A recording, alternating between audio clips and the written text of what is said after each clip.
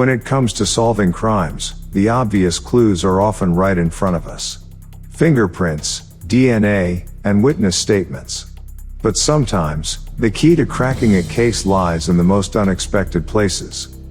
In today's video, we're diving into the fascinating world of unconventional evidence.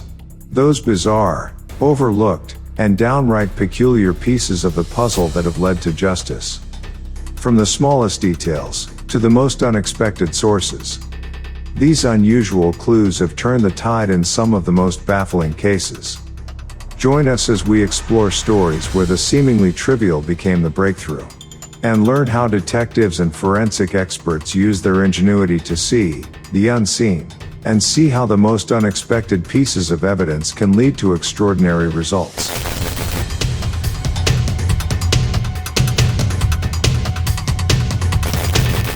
Number 1. A mosquito. Finland, 2008. When Finnish police located a stolen car, they had little evidence to use to find the thief. But their examination of the car was so thorough that they found a dead mosquito inside the vehicle. The mosquito was sent to the laboratory for testing, which showed that the blood from the mosquito's last meal belonged to a man who was in the police registers. The suspected car thief was arrested thanks to a mosquito bite. Number 2. A parking ticket. David Berkowitz, infamously known as the Son of Sam, terrorized New York City in the mid-1970s with a series of brutal shootings. His reign of terror, which claimed 6 lives and injured 7 others, came to an unexpected end due to a simple parking ticket. On the night of July 31, 1977, Berkowitz struck again, killing Stacy Moskowitz and wounding her boyfriend, Robert Violandi. As the investigation intensified, a significant break came when a woman named Cecilia Davis reported seeing a suspicious man near the crime scene. Davis also mentioned a car that had been ticketed for parking too close to a fire hydrant. Detectives traced the ticket to a 1970 Ford Galaxy, registered to David Berkowitz. Upon searching his vehicle, they discovered a rifle, maps of the crime scenes, and a threatening letter addressed to NYPD Captain Joseph Borelli. These items provided concrete evidence linking Berkowitz to the Son of Sam killings. On August 10, 1977, police arrested Berkowitz outside his Yonkers apartment. During interrogation, he calmly confessed to the shootings, claiming his neighbor's dog, which he believed was possessed by a demon, had commanded him to kill.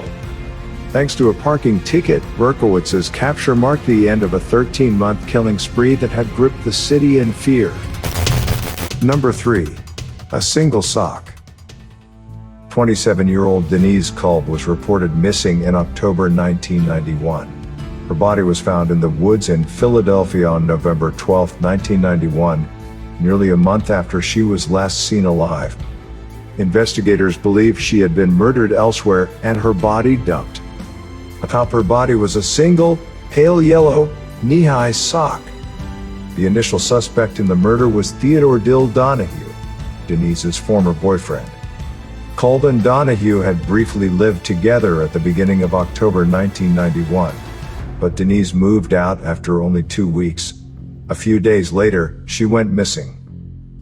Donahue changed his statement several times. In his original statement to police, he claimed he last saw Kolb on October 18, 1991, when they bought drugs together. He claimed they were robbed at knife point, and she ran to get help, and he never saw her again. When he was re-interviewed in 2015, he gave a different story, stating that the last time he saw Kolb was outside a bar. When state troopers searched Donahue's apartment in 1991, they found a yellow sock that was similar to the one left at the crime scene. However, they failed to make the connection, and Theodore Dill Donahue was not charged with the crime. Denise Kolb lived for only 27 years, but it took 28 years for investigators to solve her murder. When the case was reopened, the photos of the socks were enhanced and investigators made the connection between Donahue's apartment and the crime scene.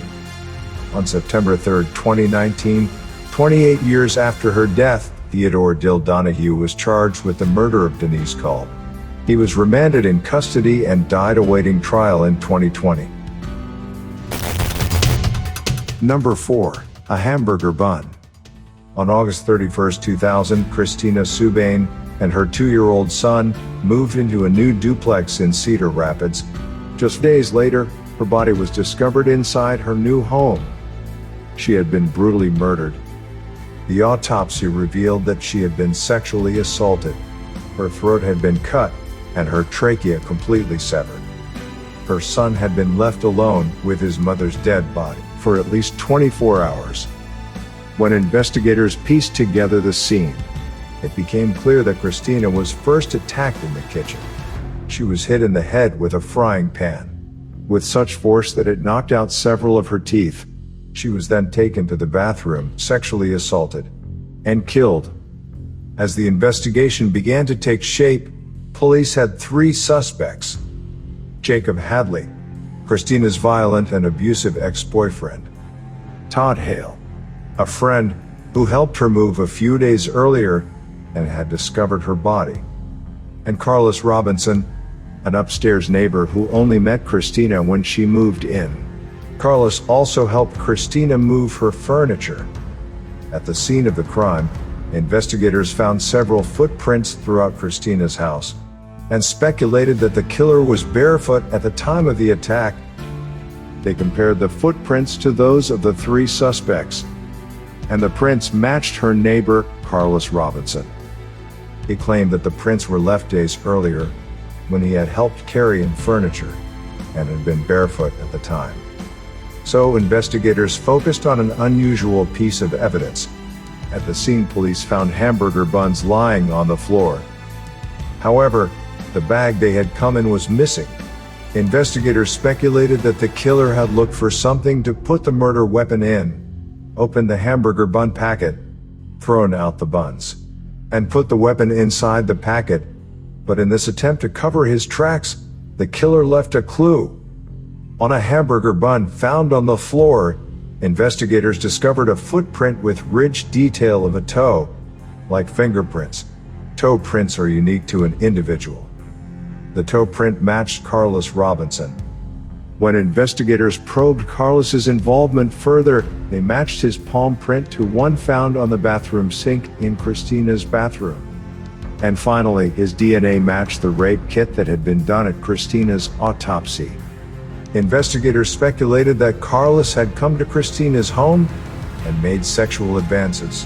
When she turned him down, he attacked her with a frying pan, raped her, and then killed her to cover his tracks. When presented with the evidence, Carlos changed his story and told the police that he and Christina had consensual sex. He claimed to have found her body late at night but did not call the police because he was afraid that he would be framed for the murder because he was a black man. Carlos Robinson went on trial for murder in 2002. The jury rejected his version of events, and he was found guilty of the murder of Christina Subane. He was sentenced to life without the possibility of parole. Despite the evidence against him, he has maintained his innocence and unsuccessfully tried to appeal his conviction several times. Number 5. A sweet potato. February the 27th, 2011, 31-year-old Todd Lampley was gunned down inside his home in Cape Cod, Massachusetts. The murder appeared to be a hit, as the killer stood outside and shot Lampley several times through the bedroom window. At the scene, investigators found bullet casings, the killer's phone, which he had dropped, and, of all things, a sweet potato. The vegetable had a hole through it, and investigators determined that it had been used as a makeshift silencer. When the sweet potato was sent for testing, DNA was found on it. The DNA belonged to DeVaris Hampton, and the killing appeared to be in retaliation for the death of Jacques Sellers. During a 2010 trial, Hampton implicated Lampley in the 2007 shooting death of Jacques Sellers. When police looked into Hampton, they found that at the time of the murder, he was wearing a GPS tracking bracelet because of another crime. Police were then able to tie his GPS location to Lampley's home at the time of the killing. The gun used in the murder had been thrown into a lake and later fished out by civilians. When police checked the GPS tracking bracelet, it also placed Hampton at lake. In 2023, DeVoris Hampton was arrested and charged with murder. While the case was cracked thanks to a potato, the real mystery was why, despite so much evidence, it took 12 years for police to make the arrest